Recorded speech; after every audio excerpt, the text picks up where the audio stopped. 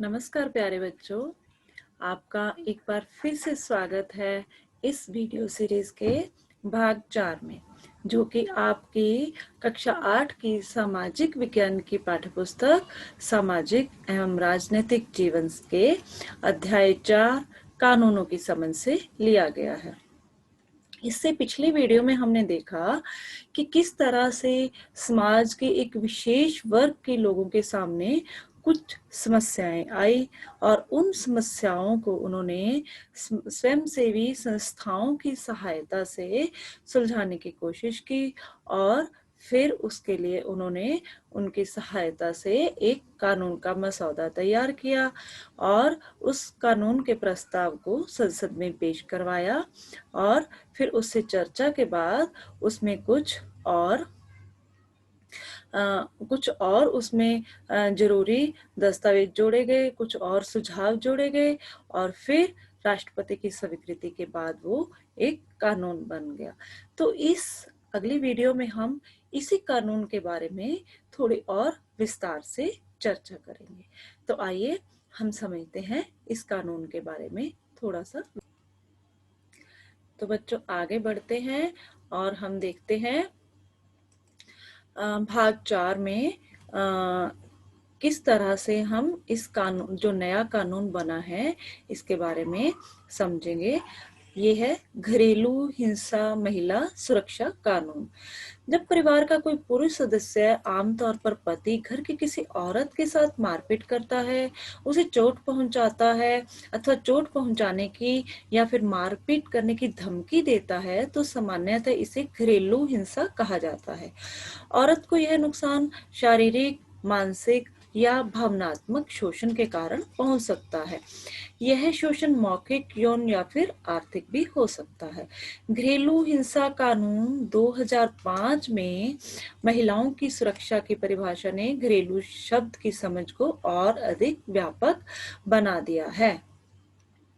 अक्टूबर 2006 में एक संवाददाता सम्मेलन के दौरान देखिए क्या होता है।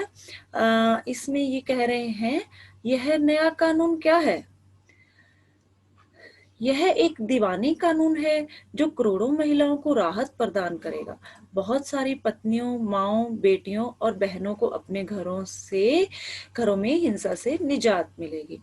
फिर ये कह रही हैं, यह पहला कानून है जिसमें महिलाओं के हिंसा मुक्त परिवार के अधिकार को मान्यता दी गई है और घरेलू हिंसा की एक व्यापक परिभाषा इस कानून में पेश की गई है।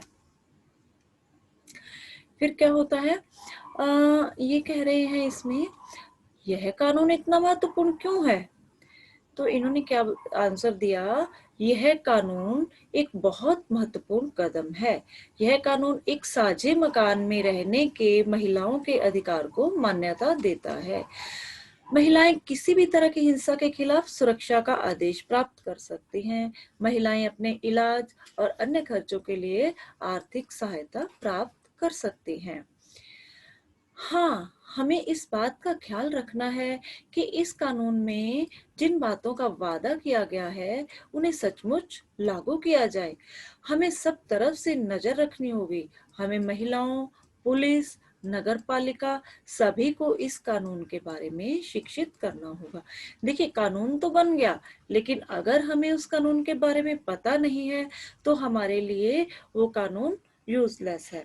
अब देखिए जैसे शिक्षा का अधिकार कानून बना है, लेकिन कुछ जो अनपढ़ माता पिता हैं उन्हें इस बात की समझ ना होने पर वो उनको नुकसान होता है। अगर वो बच्चे का एडमिशन कराने जाए और कोई उन्हें कह दे कि इस स्कूल में उसका दाखिला नहीं हो सकता, ये है कुछ भी ऐसे बिना ही कुछ कानून के खिलाफ कुछ ऐसी बातें कहता है, तो अगर उस व्यक्ति को कानून की समझ नहीं है तो वो व्यक्ति कानून का फायदा नहीं उठा सकता। तो इसलिए क्या है कि इस कानून के बारे में, जो भी नया कानून बनता है उसके बारे में लोगों को शिक्षित भी किया जाना चाहिए और ये भी देखना चाहिए कि क्या ये कानून सही में लागू हो रहा है या नहीं। तो फिर ये क्या कह रही हैं, अब एक और लंबा सफर शुरू होता है। जिन औरतों के साथ हिंसा या दुराचार होता है, उन्हें आमतौर पर पीड़ित माना जाता है। इन हालात से उबरने के लिए औरतें तरह-तरह से संघर्ष करती हैं, इसलिए उन्हें पीड़ित की बजाय सर्वाइवर कहना ज़्यादा बेहतर है। इस अंग्रेजी शब्द का अर्थ है जो बचा रहे। तो देखिए एक ये आपके पाठ्यपुस्तिका में एक ये पोस्टर बना हुआ है, इसे आप ध्यान से देखिए। ये पोस्टर का जो हेडिंग है वो है equal relationships are violence free. ये देखिए आदमी और औरत को यहाँ पर इक्वल दिखाया गया है और ऊपर लिखा है equal relations are violence free. बराबरी के रिश्ते हिंसा से मुक्त। तो आपने इस पोस्टर में दिए गए बराबरी के रिश्ते हिंसा से मुक्त काव्य खंड से जो भी आप समझते हैं, जो आपको इससे समझ आती है, आप उसे अपने शब्दों में लिखेंगे। ये आपके लिए एक एक्टिविटी है। आशा है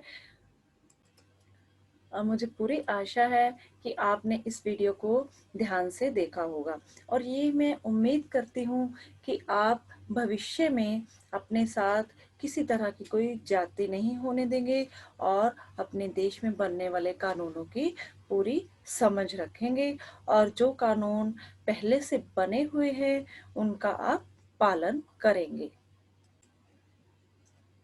धन्यवाद। Thank you very much.